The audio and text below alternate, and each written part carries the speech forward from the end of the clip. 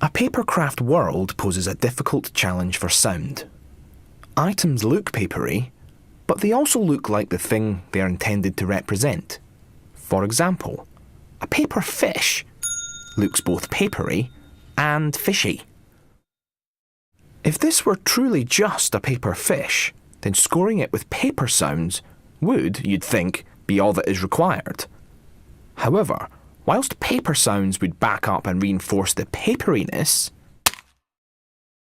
they would not be backing up the fishiness. Now, as long as it's just a paper fish, then you can argue over which of these two approaches is more appropriate till the paper cows come home. However, if the behaviour of the paper fish is more fish-like than paper-like, then this swings the requirement of the sound towards fishy sounds.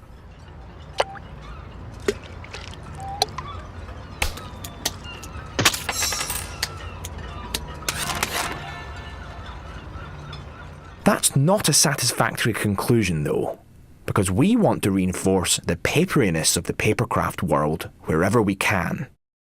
So the issue becomes, how do we reinforce and reflect both the fishiness and the paperyness of our paper fish friend?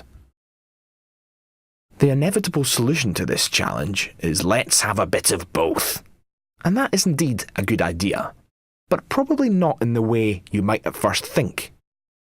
If we were to have a genuine mix of these sounds, the end result is a confused mess. That's because two sound events happening at exactly the same time become one event, but we're trying to communicate two. But we can have our paper cake and eat it. If we work with sound's intrinsic temporal nature, we achieve the best of both worlds. Now, this wouldn't work particularly well in the game at the moment because there's nothing papery about the fish other than its look. If we take the lead from sound and inject more paperyness as a separate event, which happens at a different time to the more fishy sounding components, for example, a destroy effect, then we'll be firing on all cylinders and can back up both the paperyness and the fishiness of our fishy friend.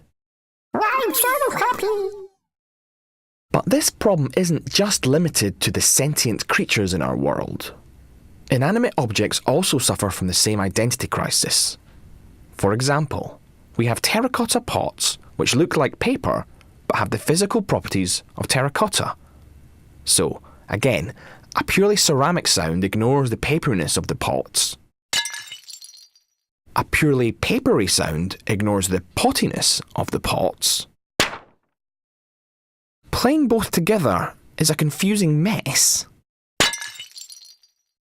But separating the events out over time allows us to have a distinct and satisfactory dose of both. And again, for this to work, it must be backed up visually.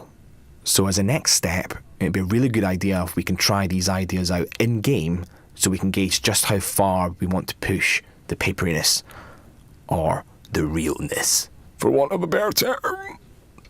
That is all.